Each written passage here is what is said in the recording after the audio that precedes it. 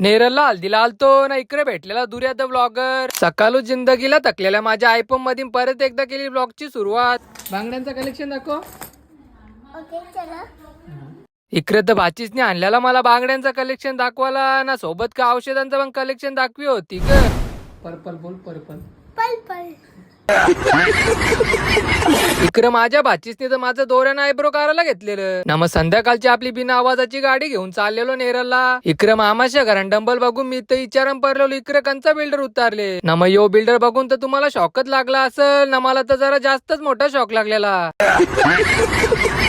तिकडे यांच्या नात्यानं आलं ना. यो पोऱ्या असं रूम मध्ये बसले ना. मग मला तर वाटते याच्या लग्नाला भाड्याचे पब्लिक मागवायला लागल ना. मग इकडे मी तर चाललो बिल्डरला घेऊन हल्दीन. इकडे तर मांडवाने एंट्री करता करता दिसला दुऱ्या रील बनवताना. अरे बाबा माहिती असगे ब्लॉगरच आता का माझ्या कॅमेरा घुसतस का ना. इकडे तर चालू होता गायक आशिष म्हात्रेचा ऑर्केस्ट्रा. इकडे मस्त नाचाचा तर ब्लॉगरनी घेतलेला नाचता नाचता ब्लॉग बनवायला. आता जाऊ दे मी काय बोलत नाही, शेवटी ज्याचा त्याचा प्रश्न.